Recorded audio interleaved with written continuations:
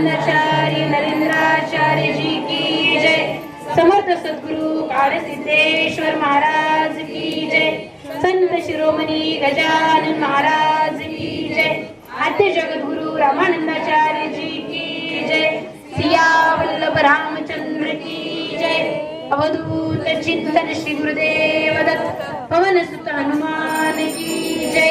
मध्ये दुःख काय येतात याचा अभ्यास केला शास्त्र शुद्ध पद्धतीने तुमच्या माझ्यासारख्या हजारो लोकांवर प्रयोग केला आणि प्रयोगांती विज्ञानाचा जसा सिद्धांत मांडतात तसं सांगितलं की माणसाचं मन हे अतिशय चंचल आहे, नाठाळ आहे।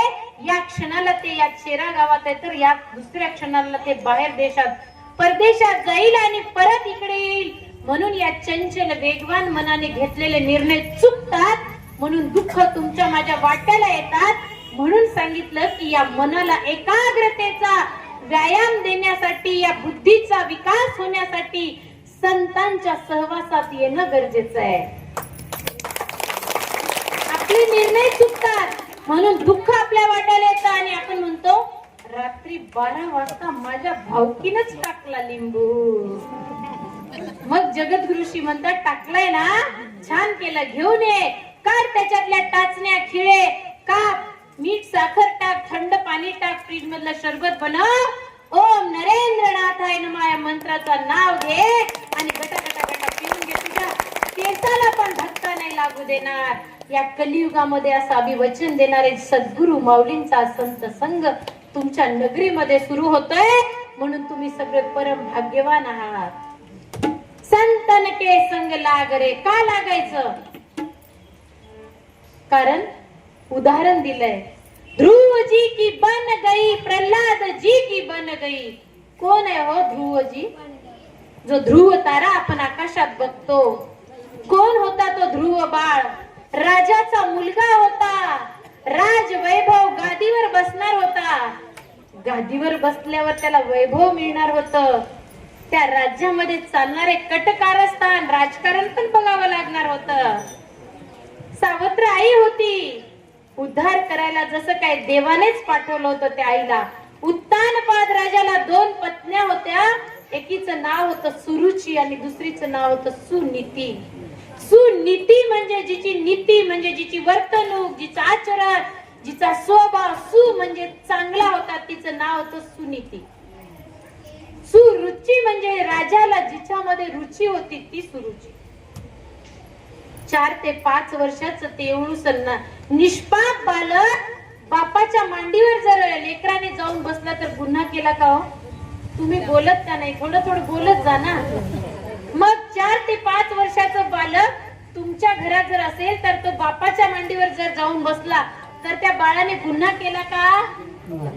बोला ना। मग बसलं पाहिजे की नाही मांडीवर?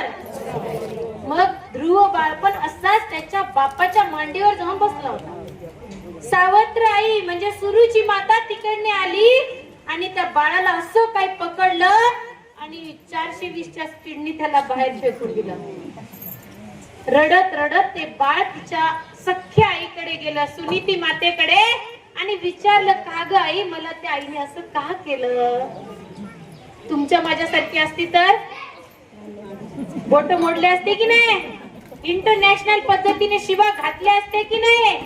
मेली कुत्री अशी आहे तशी आहे। आता गुरुदेव इथे आहेत ते ज्यामुळे जास्त शब्द प्रयोग करायला नको, हो की नाही? समजू शकतो आपण काय काय नाही बोललं असतं। सुनीती मातेने सांगितलं नाही तसं। गर्भावर बाळावर संस्कार कसे करावे आता बिरादर ताईंनी सांगितलं। आपल्या जगद्गुरुशींनी एक पुस्तक लिहिलंय, पुस्तक जर आपण घेऊन वाचलं, घरातल्या प्रत्येकाने वाचलं तर आपण वाचणार आहोत, आपलं कुटुंब वाचणार आहे।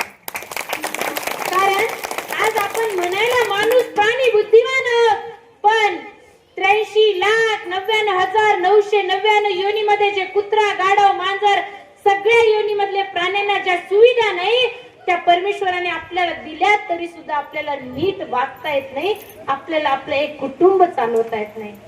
कसं वागायचं, पती सोबत कसं वागायचं, मुलाबाळांना कसे संस्कार करायचे ताईंनी सांगितलं। मोबाईल घेऊन आपण बसतो, मग आपला मुलगा मोबाईल मागणार नाही का हो? जगद्गुरुशींनी लिहिलंय मोबाईल हे शस्त्रासारखं सारखं झालंय, आज शस्त्रासारखं. कारण मी बघते माझ्या बाजूला, मी एक सरकारी डॉक्टर आहे, माझ्या बाजूला एक दवाखाना आहे 7-8 किलोमीटर, तिथे एक माझी मैत्रीण माझ्यासारखीच आहे. आज तिची 4 वर्षाची मुलगी आहे हो. 2 वर्षाची होती जन्मल्यापासून, काय 2-4 महिन्यानंतर मोबाईल दिला, वरच खात नाही म्हणून. बघून बघून डोळे गेले. ती आज असं आय कॉन्टॅक्ट जे म्हणतो ना, आता मी तुमच्या नजरेत नजर घालून बघू शकते, ती मुलगी तसं बघू शकत नाही. त्या मुलीची वाचा गेली, ती बोलू शकत नाही, तिला फक्त मोबाईल लागतो, तिला फक्त स्क्रीन लागतो. आज 4 वर्ष झालं स्पीच थेरपी बोलण्यासाठी डॉक्टर लावलाय, काही फरक पडत नाही. आपण आपल्या हाताने येणाऱ्या पिढीची कशी बर्बादी करतोय. कुटुंबामधल्या प्रत्येक गुरुजी आयुष्यामध्ये आले होते आणि आम्ही त्यांची भक्ती करायला लागलो होतो. आपल्याला पण पहिली पायरी तीच आहे, आपल्याला सुरुवातीला भक्ती करायची आहे आणि त्या भक्तीच्या माध्यमातून हळूहळू पुढे जाऊन त्या भक्तीचं रूपांतर सेवेमध्ये करायचं आहे. कारण सेवेमुळे आपल्या जन्माचा उद्धार होणार आहे, विकार कमी होणार आहेत. कारण माणूस प्राणी असा आहे की तो ऋषी मुनी सारखा जप तप करणार नाही. या कलियुगामध्ये तासन तास आपल्याला भक्ती होणार नाही. नाटा चंचल मन, वेगवान मन आहे, एकाग्र होणार नाही. म्हणून सेवेमधून आपल्या जन्माचा उद्धार व्हावा म्हणून जगद्गुरुजींनी ती रेमेडी आपल्याला दिलेली आहे. आणि मग अधिकाऱ्यांनी सांगितलं, एक ऑफर घेऊन आलोय, आमच्यावर कर्ज होतं 1,80,000. बँकेच्या अधिकाऱ्यांनी आकडा किती सांगितला, आम्ही 10 दिवसानंतर येऊ, तुम्ही काय करा 23,000 रुपये तयार ठेवा. 10 दिवसानंतर जर तुम्ही 23,000 रुपये भरले तर तुमचं कर्ज आम्ही एक रकमी नील करू. मार्च एंड साठी ही नवीन स्पेशल ऑफर आहे. विचार करू शकता आपण, कुठे 1,80,000 आणि कुठे 23,000. किमया कोणाची होती? जगद्गुरुजींना जाऊन समस्या सांगितली का? घरामध्ये फोटो आणला होता. खूप अनुभव आहेत, खूप अनुभव आहेत. संत संघाच्या प्रतिमेचा एक अनुभव सांगणार आणि मग पुढे मी थांबणार आहे. असंच आमच्याही गावात, आज जसं तुमच्या गावात संत संघ सुरू झाला, आमच्याही गावात सुरू झाला संत संघ. आणि मी यजमानपद घरी घेऊन आले. सरकारी दवाखान्याच्या क्वार्टरला आम्ही राहत होतो. गुरुदेवांना असं विराजमान केलं, बाजूला टीव्ही ठेवला, टीव्ही संत संघामध्ये आम्ही नेत होतो. माझा तेव्हा प्रायव्हेट दवाखाना होता. जगद्गुरुजींच्या कृपेमुळे आज मी सुद्धा सरकारी डॉक्टर आहे, आमचे साहेब सरकारी डॉक्टर आहेत. पादुकांना सांगितलेली अडचण आहे माझी नोकरी, म्हणजे पादुकांना सांगितली होती अडचण. 15 ऑक्टोबर 2018 ला मुखेडला पादुका आल्या होत्या आणि जगद्गुरुजींना सांगितलं होतं, देवा साहेबांना सरकारी नोकरी लागली, 3 वर्ष 5 वर्ष झाले की त्यांच्या बदल्या होतात, मी किती ठिकाणी माझा दवाखाना बदलू. नांदेड जिल्ह्यामध्ये सरकारी डॉक्टरच्या जागा निघाल्यात. 1 महिना बाराळीला दवाखाना बंद केला. जिल्हा महिला अध्यक्षपद तेव्हा माझ्याकडे होतं.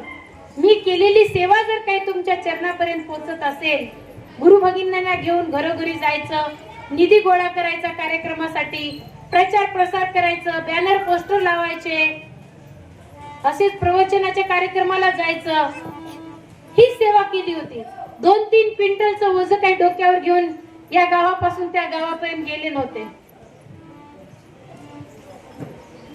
साधी सोपी सेवा, आवळ्या एवढं दिलं होतं मी फक्त. देवाने ठेवून घेतलं नाही हो. 7 दिवसाच्या आत परत दिलं. भोपळ्या एवढं नाही, भोपळ्यापेक्षा मोठं दिलं. 15 ऑक्टोबर 2018 ला सांगितली, पादुकांना अडचण सांगितली, फॉर्म भरलेला होता. 1 महिना दवाखाना बंद केला, कितीच नुकसान झालं असेल. पण आज देवाने आयुष्यभरासाठी रोटी दिली ना.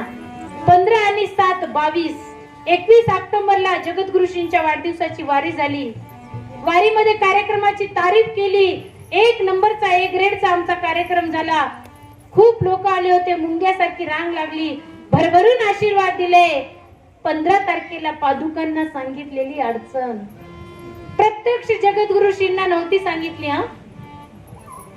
22 ऑक्टोबर 2018 केवळ 7 दिवसामध्ये 22 तारखेला यादी लागली आणि सरकारी नोकरीची ऑर्डर या झोळीमध्ये प्रभूजींनी टाकली. पादुकांना सांगितली होती अडचण, प्रत्यक्ष जगद्गुरुजींना नाही. ही अशी निर्गुण शक्ती आहे. ही प्रतिमा घरी नेऊन विराजमान केली. बाजूला टीव्ही ठेवला. टीव्ही संत संघात नेत होतो बर का. टीव्ही सजीव आहे का निर्जीव आहे हो? टीव्ही चालत चालत गेला होता का संत संघात? मी पाठीमागे बसायचे गाडीवर साहेबाच्या आणि टीव्ही पकडायचे. टीव्ही निर्जीव आहे की नाही? बोला ना. टीव्ही निर्जीव आहे की सजीव आहे? बोला. मग सजीवाचं रक्षण करायला पाहिजे ना देवाने. निर्जीवाचं कुठं रक्षण करावं? ज्ञानेश्वर माऊलीनी रेड्याच्या मस्तकावर हात ठेवावा, रेडा वेद बोलावा तिथपर्यंत ठीक आहे हो. तुम्ही म्हणताल ना, आपण म्हणू आपण बुद्धी दिली पण आपली दगड बुद्धी आहे. ते रेड्यामधलं तत्व कुठे हो आपल्याला कळणार? ते कळणार कोणाला? आपल्या प्रभूजींना कळणार. म्हणून तर सांगितलं ना, साप येतो तुमच्या बाजूने, सांग त्याला जगद्गुरु रामानंदाचार्य नरेंद्राचार्यजीची शपथ आहे, साप थांबतो की नाही? मी घेतलाय अनुभव, थांबतो. पायाला वेटाळे घातले होते सापाने. नाशिकला होतो आम्ही, कॅन्सर हॉस्पिटलला जॉब करत होते मी. चालले होते क्वार्टर कडे. अंधकार काय लागतंय म्हणून बघितलं तर काय, पुढे मान मागे शेपूट पायात वेटोळा. आता मला सुचणार आहे, अशी थरथर थरथर थरथर कापतीये. तिथे कळणार आहे का? थांब, तुला जगद्गुरु रामानंदाचार्याची शपथ आहे. फक्त काय ओरडलं, माऊली मला वाचवा, जगद्गुरु माऊली मला वाचवा. एका क्षणामध्ये साप कुठे गायब झाला माहित नाही. दुर्बीण घेऊन शोधलं तरी सापडणार नाही. मलाच नाही, लाखो लोकांना अनुभव दिलेले आहेत. रेड्याच्या मस्तकावर ज्ञानेश्वर माऊलीने हात ठेवला, रेडा वेद बोलायला लागला. निर्जीव भिंतीला सांगितलं, चल ग बाई. निर्जीव भिंत चालायला लागली. टीव्ही ठेवला होता घरामध्ये. छोटीशी मुलगी बसली होती. मी दवाखान्यात, प्रायव्हेट ओपीडी होती माझी 12वीला. आमचे साहेब सरकारी दवाखान्यात ओपीडी काढू लागले. 9 ते 12 फुल पेशंट राहतात. 12वी खूप मोठा दवाखाना आहे. आमच्या भास्कर दादाला माहित आहे, 150-200 पेशंट राहतात. 9 ते 12 ओपीडी राहते. 12 ते 4 परत बंद दवाखाना. 4 ते 5 1 तास परत चालू. मग त्या 9 ते 12 मध्ये 150 ते 200 पेशंट तपासावे लागतात. फुल गर्दी. छोटीशी पोरगी शाळेहून आली. 12-12:30 वाजता सांभाळणारी मावशी आली नव्हती. कुलूप काढली, घरात जाऊन बसली. समोर टीव्ही ठेवला, बसली खुर्ची घेऊन. असे गुरुदेव यजमानपद, संत संघातली प्रतिमा नेली होती घरी. याला यजमानपद म्हणतात. बाजूला टीव्ही मांडला. धो धो धो पाऊस पडू लागला. जून महिना होता. सरकारी दवाखान्याचे क्वार्टर मोडकळीस आले होते. पाडले ते क्वार्टर. आता नवीन बांधकाम झालंय. पाऊस धो धो धो पडायला लागला. दगड धोंडे कोसळायला लागले. छत खाली पडायला लागलं. मुलगी जिथे बसली तिच्या डोक्यावर एवढा दगड पडणार होता. एवढा दगड. 5-6 वर्षाची मुलगी वाचली असती का हो? ती लेकरू उभं राहिले ना, तेवढी होती माझी मुलगी. आज 22 वर्षाची आहे ती जिवंत. गुरु माऊलीमुळे जिवंत आहे हो. गुरु माऊलीची प्रतिमा जिथे ठेवली ती जागा, टीव्ही जिथे मांडली ती जागा, मुलगी जिथे बसली 3 जागा सोडून हॉल मध्ये, किचन मध्ये, बेडरूम मध्ये एवढे एवढे दगड धोंडे कोसळले. मला सांगा, सजीव होती मुलगी, पळू तरी शकली असती? टीव्ही पळाली असती का? टीव्हीची सेवा काय होती? संत संघामध्ये टीव्ही नेत होतो. निर्जीव टीव्ही ती सेवा करत होती. त्या निर्जीव टीव्हीचं सुद्धा रक्षण करणारी जगद्गुरु माऊली आहे. म्हणून आपण दर सोमवारी 1 तास शुद्धीकरण करून घ्यायला यायचंय. क्लिनिंग, वॉशिंग करून घ्यायला यायचंय. आपल्यासाठी आज तोच होमवर्क आहे. सेवा येणार आहेत. 3 महिन्याला आपल्याला मठावरून स्त्री सेवा येते. कोणी म्हणेल अँब्युलन्स साठी पावती करा. जीवन रक्षक बनायचंय. ताईंनी सांगितलं रक्त मित्र बनायचंय. घर बसल्या मोबाईल मध्ये गेम खेळतो, व्हॉट्सअप बघतो, स्टेटस बघतो, रील्स बघतो, युट्यूब बघतो. मोबाईल मध्ये एक रिक्वेस्ट येणार, सांगणार ताई इथे आहेस, चेरा गावात आहेस? अगं शिरूर ताजबंदला या अहमदपूरला एक पेशंट ऍडमिट आहे आणि हे बघ ही यादी आहे. एवढे लोक रक्तदान करू शकतात. एवढ्यापैकी कोणाला शक्य फोन कर आणि जो रक्त देणार आहे त्याला अहमदपूरच्या त्या दवाखान्यात पाठव ग ताई. 1 रुपया पण नाही लागणार. घर बसून आपण एखाद्याची मदत करणार आहे. त्याला सांगितलंय रक्त मित्र. जगद्गुरु माऊली एवढी सेवा आपल्या झोळीत टाकतात. कशासाठी? आपल्या जन्माचा उद्धार व्हावा म्हणून आपण रक्त मित्र बनायचं आहे. ती पुस्तक जी आता नवीन आली, भारतीय कुटुंब जीवन व्यवस्था, ती घेऊन वाचायची आहे. वेगवेगळ्या सेवा दर महिन्याला येणार आहेत. शिमुरगवांची सेवा असेल, पैठणचे एकनाथ महाराज. द्वापार युगामध्ये भगवान विष्णू आले होते. कोणाच्या रूपात हो? बोला ना, संपणार आहे हो, संपणार आहे आता 5 मिनिट. कोणाच्या रूपात आले होते द्वापार युगामध्ये भगवान विष्णू? माहित नाही? भगवान श्री कृष्णाच्या रूपामध्ये आले होते. आणि सेवा कुठे जाऊन केली? संत एकनाथ महाराजाच्या दारामध्ये श्रीखंड्या नावाच्या गड्याचं रूप घेतलं. 1 दिवस केली असेल का? 2 दिवस, 3 दिवस, 4 दिवस, 1 आठवडा. बस जाम झाले, मी आता थकली आहे असं बोलले का देव? 12 वर्ष एक तप कंटिन्यू श्रीखंड्या नावाच्या गड्याच्या रूपामध्ये पाणी भरलं. 12 वर्ष होऊन गेले, परत निघून गेले, पण कळू दिले नाही एकनाथ महाराजाला की मी देव आहे. का केली? संतांच्या दरबारात येऊन सेवा का केली? का केली असेल हो? देवाला का आवडलं? गुरूंच्या सहवासात जाऊन का सेवा केली? मर्यादा पुरुषोत्तम प्रभू श्री रामचंद्राने का सेवा केली? वशिष्ठ मुनीच्या आश्रमात, सांदीपनी ऋषीच्या आश्रमात भगवान श्रीकृष्ण गेले. लाकडं गोळा करायचे, शेण काढायचे. तेवढंच कशाला? मारुतीरायाचं मंदिर कुठे नाही असं एक गाव आहे का? या आपल्या महाराष्ट्रामध्ये एक गाव शोधून सापडणार नाही. मारुतीराया म्हणजे कोण? भगवान शंकराचा अवतार. कशासाठी आले त्रेतायुगात? प्रभू श्री राम त्यांचा आराध्य आहे, त्यांची सेवा करायला. पार्वती मातेने सांगितलं मी पण येणार. मारुतीराया, भगवान शंकर बोलले बाल ब्रह्मचारीच्या रूपामध्ये मी जाणार आहे. पार्वती माता बोलली नाही नाही, मलाही सेवा करायची आहे. सेवेसाठी तत्परता कशी असावी बघा. शक्तीच्या रूपात पार्वती माता आदि शक्तीने रूप घेतलेलं आहे. म्हणून आपण काय करायचं? या जन्माचा उद्धार सेवेमुळे होणार आहे. देव जर संतांच्या दरबारात येऊन पाणी भरतो, सेवा करतो. जगद्गुरु तुकाराम महाराजाच्या पत्नीची डिलिव्हरी कोणी केली हो?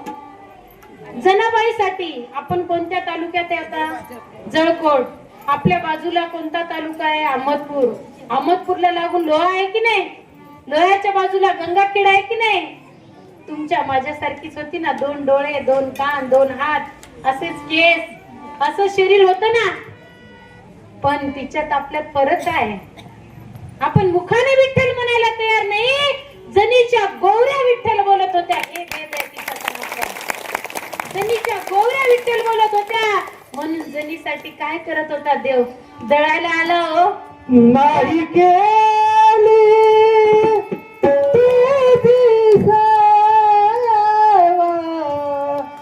देवा, दुःख वाट माझ्या जीवा, दुःख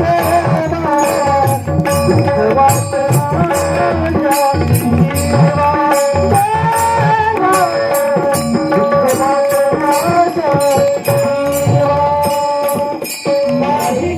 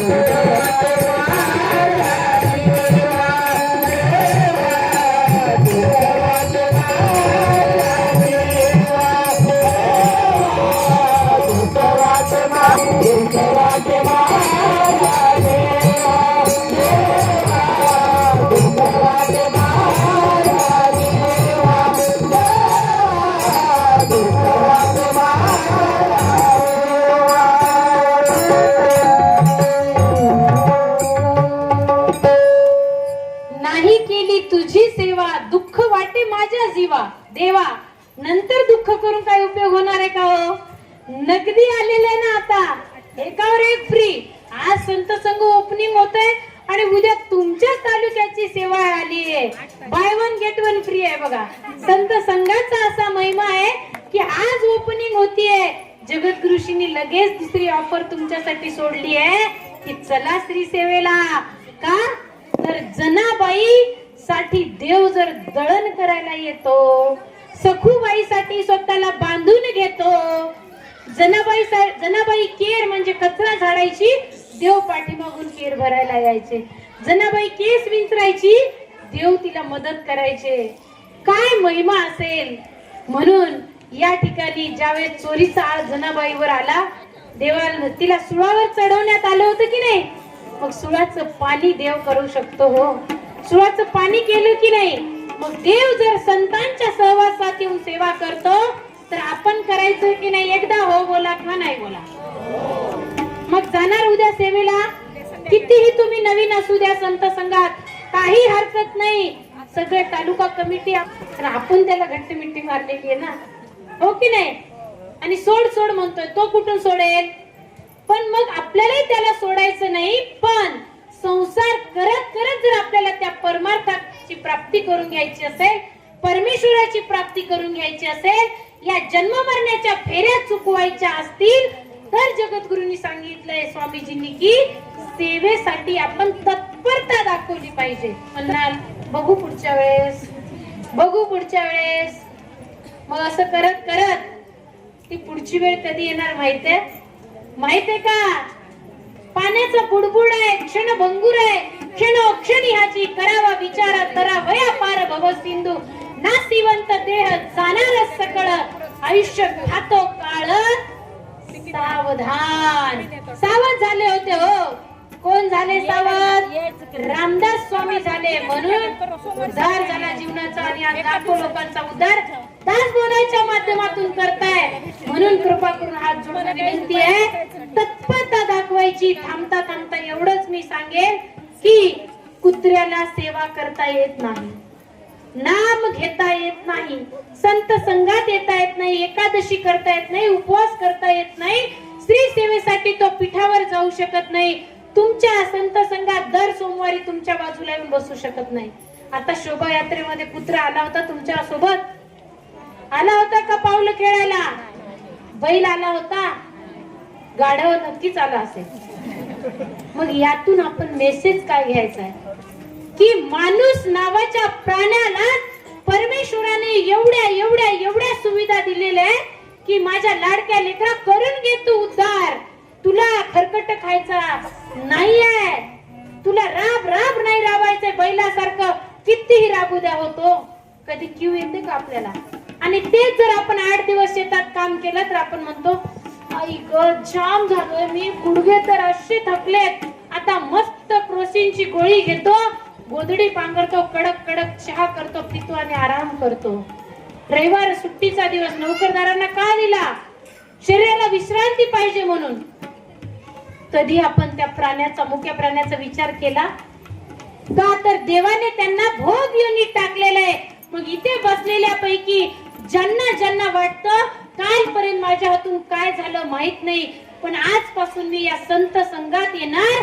आज जे गुरु आहेत, सद्गुरु आहेत, धर्मगुरु आहेत, नवे नवे एकाच वेळी हजारो लोकांनी आपल्या अडचणीमध्ये हाक मारावी आणि हजारो लोकांच्या संकटात धावून जाणारे, वायू वेगे जाऊन त्यांची अडचण सोडवणारे परस्पर गुरु सुद्धा जगद्गुरुशी आहेत. नवे नवे 21 ऑक्टोबर 2005 ला ज्यांना अखिल भारतीय हिंदू धर्म परिषदेने मर्यादा पुरुषोत्तम प्रभू श्री रामचंद्राच्या पदस्पर्शाने पावन झालेल्या अयोध्या नगरीमध्ये नेऊन पट्टाभिषेक सोहळा करून जगद्गुरु पदवी दिली, असे सद्गुरु आपल्याला लाभलेले आहेत, जे आपल्या जीवनामधला अज्ञान अंधार दूर करून आपल्याला ब्रह्मज्ञानाचा उपदेश करून त्या परमात्म्याची प्राप्ती करून देणारे सद्गुरु लाभलेत.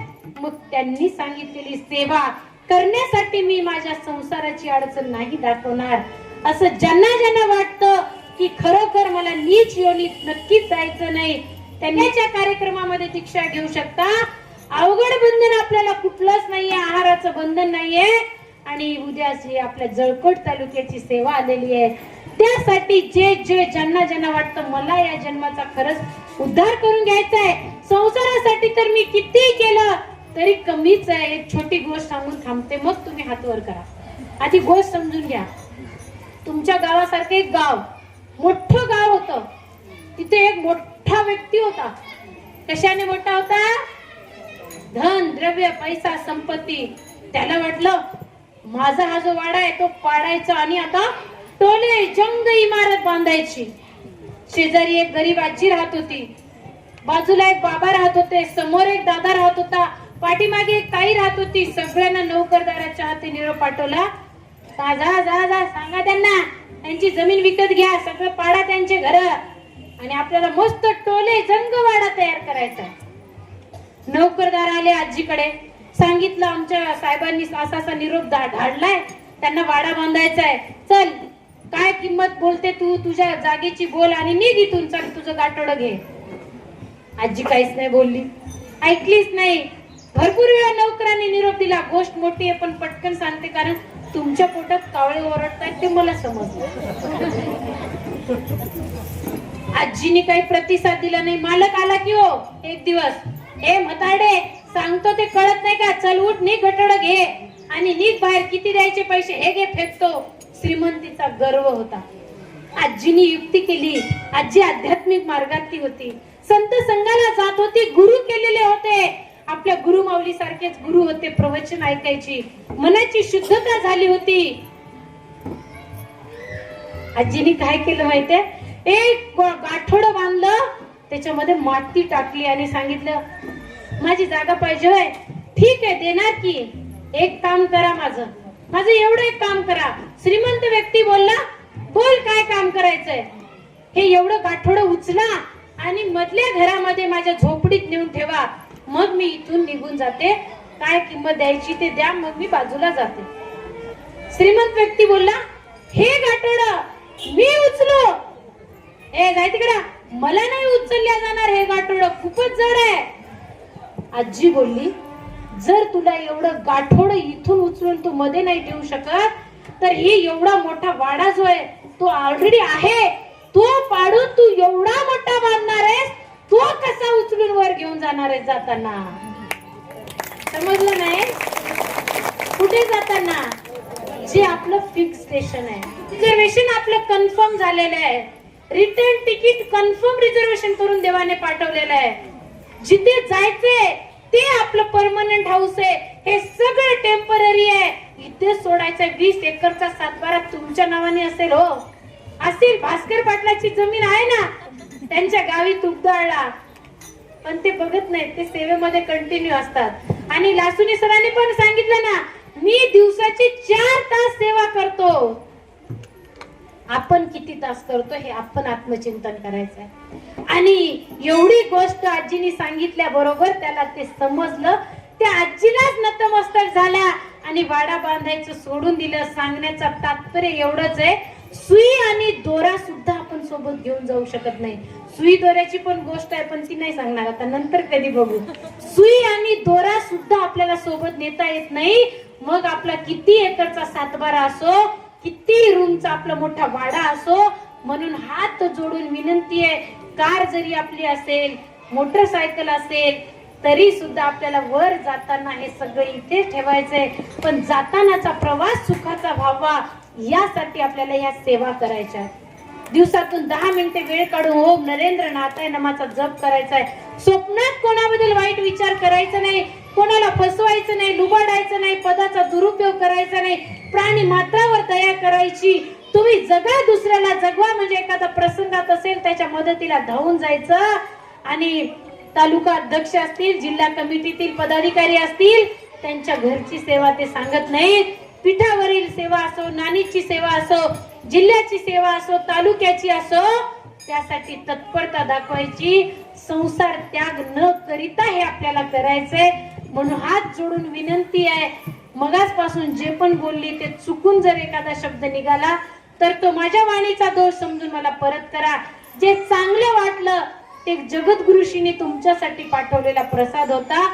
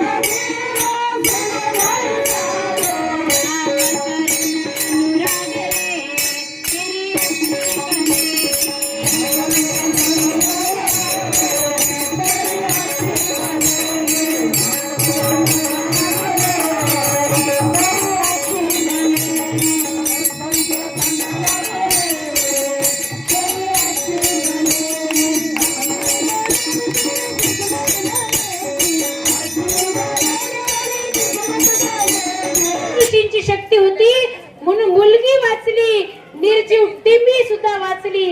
त्यानंतर जे लाखो वेळा गुरुदेवांनी प्रसाद दिलाय, पदोपदी रक्षण केलंय, म्हणून तेव्हापासून मी पण आणि आमचे साहेब पण सेवेसाठी कधी कुचराई करत नाही. म्हणून थांबता थांबता एवढीच विनंती करते की भक्ती सोबत आता एक पाऊल तुम्हाला पुढे टाकायचंय. कारण आता तुम्ही नवीन होतात, आरती केली, हजरी लावली, आता जुने झालात. एक पाऊल आता आपल्याला पुढे टाकून सेवेमध्ये तत्परता दाखवायची आणि नक्कीच त्यासाठी जगद्गुरुश्री तुम्हाला सुबुद्धी देतील. एवढीच आजच्या या शुभ दिनी अधिक मास पावन महिन्यामध्ये झालेली सेवा, तुमची पण झालेली सेवा, तुम्हाला सुद्धा सुबुद्धी देव उद्याच्या सेवेसाठी एवढी प्रार्थना करते.